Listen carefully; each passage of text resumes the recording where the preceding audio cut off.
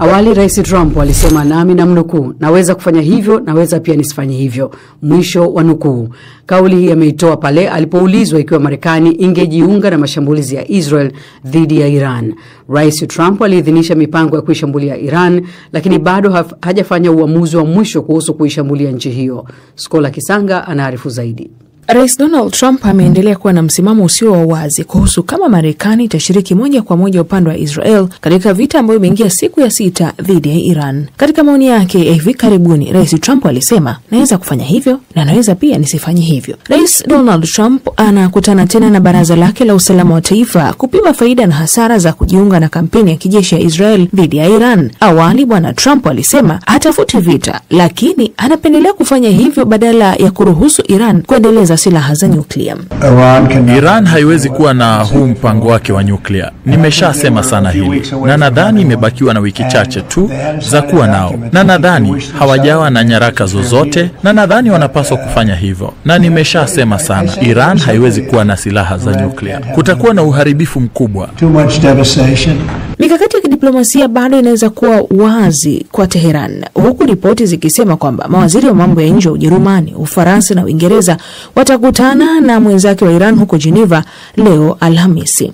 Naye rais wa Urusi Vladimir Putin, mshirika wa karibu kabisa wa Iran, amezitaka pande zote mbili kutafuta njia za kumaliza mapigano na kuongeza kwamba Moscow imewasilisha mawazo juu ya jinsi ya kufikia amani. Lakini waziri mkuu wa Israel Benjamin Netanyahu yeye anasema vikosi vyake vitaendeleza kwa kasi mashambulizi ili kuondoa tishio lolote lililotolewa na Iran. Nazo ndege za kivita za Israel zimekuwa zikilenga maeneo ya nyuklia, ya makombora ya balistiki pamoja na utawala wa Iran. Waziri wa ulinzi wa Israel Katz anasema makao makuu ya polisi huko Teheran yameharibiwa vibaya.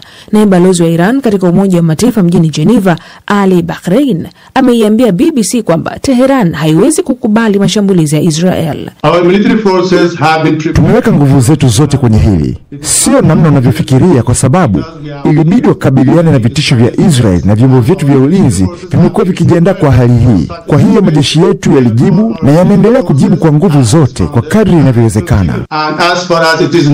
Hapo jana Jumatano, Rais Donald Trump alisema atangoja hadi sekunde ya mwisho, kwani atapigania tu kuzuia Iran kuendeleza silaha za kinyuklia. Mwakilishi wa kudumu wa Israel katika Umoja wa Mataifa Danny Danon aliambia BBC kwamba Washington inapaswa kuchukua tishio la nyuklia kutoka Teheran kwa uzito mkubwa. Ni jukumu la Marekani kufanya ama kutofanya, lakini tunaamini raia wa Iran pale wanapozungumzia kuhusu mashambulizi ya Israel tunalichukulia kwa uzito pale wanapofanya mashambulizi na kutuma makombora, na nadhani watu wa Marekani wanatakiwa kuangalia kile utawala wa Irani unachosema kuhusu Marekani. Na Iran imeendelea kusisitiza kuwa kile ilichojiita kwamba haitajinyenyekeza mlangoni mwa ikulu ya White House. Kiongozi mkuu wa Iran Ayatollah Ali Khamenei amemwonya Trump kuhusu athari za kivita mbaya zaidi ikiwa Marekani itajihusisha na mashambulizi ya Israel. Nalo Baraza la Usalama la Umoja wa Mataifa litafanya mkutano wake mwingine wa dharura kuhusu Iran siku ya Ijumaa huko mjini New York. Mkutano huu unafanyika kwa ombi la Iran lililoungwa mkono na China, Pakistan na Urusi. Ni taarifa yake Skola Kisanga. Na ili kuangazia zaidi, awali nimezungumza na mchambuzi wa siasa za Mashariki ya Kati Ibrahim Rahbi kutaka kufahamu juu ya mabadiliko ya kauli za Rais Donald Trump, mantiki yake ni nini haswa. Kumekuwa na kauli ambazo zinabadilika sana, hasa upande wa Donald Trump. Kila anapozungumza amekuwa akikariri kauli fulani ambazo zinabadilika toka alipokuwa kwenye ziara ya Canada, alivyorejea, lakini hata mazungumzo yake ya mwisho kauli zake zinakuwa haziko sawa, na imekuwa ikivuruga sana, kwa sababu ukiangalia alichokuwa amekizungumza, mfano siku moja iliyopita aliweka kwenye mtandao wake kuwa Irani wajisalimishe, lakini hapo hapo akaagiza watu wa Teherani waondoke. Hapo ikawa kuna dalili zote kwa Marekani ataingia moja kwa moja, na hata baadhi ya vyombo vya habari mfano vya Mashariki ya Kati viliripoti kuwa tayari Marekani alikuwa ameingia, lakini anakuja anasema kuwa wao wanafikiria kuwa itakuwa vingine. Lakini kauli ya mazungumzo bado inashindwa kufahamika, kwa sababu taarifa waliotoa Irani wanasema kuwa hawajaomba mazungumzo na Marekani wala hawajataka mazungumzo na Marekani, isipokuwa Marekani ndio imekuwa ikituma wawakilishi wao kwenda kwa Irani kutaka mazungumzo. Lakini ukimsikiliza yeye anachokizungumza ni kitu kingine na kile kinachotokea ni kitu kingine. Hatupati picha iliyo wazi. Kiongozi wa kidini Ali Khamenei amesema hatakubali kulazimishwa kutia saini mkataba wa amani huku Israel ikijaribu kumlenga. Unalizungumziaje hili? Trump alizungumza kuwa Israel ilikuwa inataka kumuua lakini akazuia. Lakini pia Trump akasema kuwa tunafahamu Khamenei anapojificha na hatuna shida wala hatutaki kumgusa. Lakini Trump alisema kuwa wanapaswa wajisalimishe. Wao wakajibu wakasema kuwa hii ni Irani ambayo haiwezi kujisalimisha. Nadhani ametoa majibu katika hotuba yake ya pili tangu kuzuka kwa vita. Khamenei amezungumza mambo mengi, lakini hili la kujisalimisha ameliweka mbali sana. Akasema kuwa Irani sio nchi ya kujisalimisha. Irani ni nchi yenye makamanda wengi, kuwa watapigana mpaka tone la mwisho, na pia wanasema kuwa hawawezi kufanya mazungumzo wakati wanashambuliwa. Kwa hiyo mpira uko upande wa pili, kuwa ikiwa wanataka mazungumzo na Irani basi wanapaswa kufuata vile wanavyotaka, lakini sio katika shinikizo. Je, kwa taswira uionavyo, kuna uwezekano wa Marekani na majeshi yake kuingilia vita hivyo na kushambulia vituo vya nishati ya nyuklia huko Iran? Marekani na majeshi yake kuingia kwenye vita ni swala moja, lakini kushambulia nyuklia ni swala jingine. Haya yanaweza yakatenganishwa, kuwa huenda Marekani akaamua kutumia ndege zake, kwa sababu ukiangalia kuwa Marekani anaweza asiingize jeshi moja kwa moja akaamua kutumia ndege zake, kwa sababu kinachoshindikana kwenda kugusa sehemu ya nyuklia ya Irani ambayo Israel amekuwa akijaribu kuishambulia kwa siku 6, na taarifa ya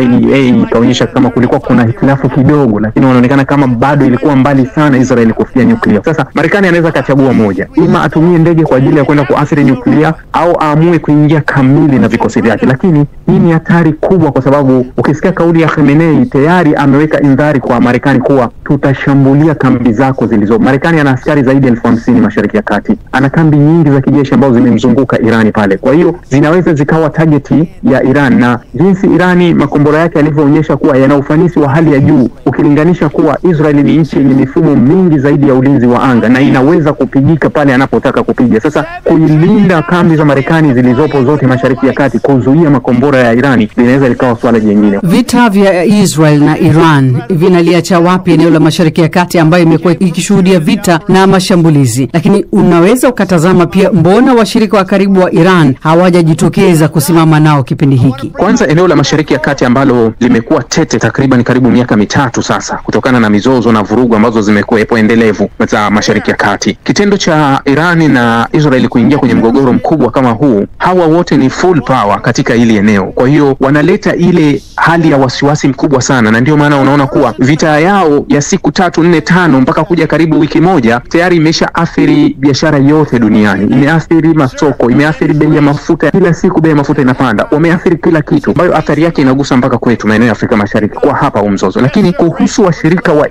Irani yuko peke yake. Anao washirika ambao sikuwahi kuamini kama kuna mshirika yoyote anaweza kuja kuingia kwenye hili. Labda mshirika ambaye alionekana ni mtiifu sana kwa Irani ni Urusi, ambaye Irani amepewa vikwazo vingi kwa sababu ya Urusi, kwa sababu ya kumpa silaha, kumpelekea makombora, kumpa droni. Lakini mpaka sasa Urusi nje ya matamko hajaonyesha nia ya kujiingiza moja kwa moja. Sasa Irani kwenye hili anaweza akacheza peke yake, lakini sidhani kama Irani alikuwa halijui hili. Irani alikuwa analifahamu vyema kabisa kuwa hili kila washirika ambao ni lazima niende nao. Kama mwanzo wa mzozo huu Irani hajaomba msaada kwa mshirika yoyote kuwa ingia, lakini mara zote amewasitiza hata majirani zake waliopo pale karibu kuwa ikiwa hamwezi kutusaidia basi msitushambulie. Maana yake unaweza ukasema kuwa Irani alifahamu kabisa kuanzia mwanzo kuwa huu ni mzigo wangu na ninapaswa ni ubebe peke yangu, na ndio maana kuna tofauti katika hili. Unamwona Israeli analia kuomba msaada wa Marekani ili amsaidie, lakini Irani haombi msaada wa nchi yoyote kwa sababu anafahamu kuwa sitoupata. Umeitaja Urusi kama mshirika wa karibu kabisa wa Iran, na tunafahamu kwamba washirika wa dhahiri wa Iran ndio pamoja na Urusi, lakini China na Korea Kaskazini pia ni miongoni mwao. Je, kuna taswira ambayo bado dunia haijaiona kuhusu mzozo huu? Sidhani, nadhani kila kitu kimekwisha jiweka wazi kwa hili, lakini taswira ambayo unaweza kusema dunia kwa sasa imedhihiri. Kulikuwa kuna kelele nyingi kati ya vurugu ya Israeli na Irani, nani mwenye uwezo mkubwa, nani anaweza kufanya nini. Ni karibu nchi zote zimeonyesha ufanisi kwa upande wao. Israeli wameonekana wana uwezo mzuri sana wa kufanya masuala ya kijasusi na hata kuua viongozi, ambapo ni kinyume na mkataba wa Geneva bila kuchukuliwa hatua yote. Lakini Irani wameonyesha ufanisi wa hali ya juu sana kuweza kufika kwenye maeneo ambayo kuwa hapo awali ungeambiwa kuwa hapa patapigwa, huwezi kuamini kama patapigwa. Kwa hiyo hii ni taswira ambayo ilikuwa imejificha sana, na kuamini kuwa sasa hawa wamedhihirisha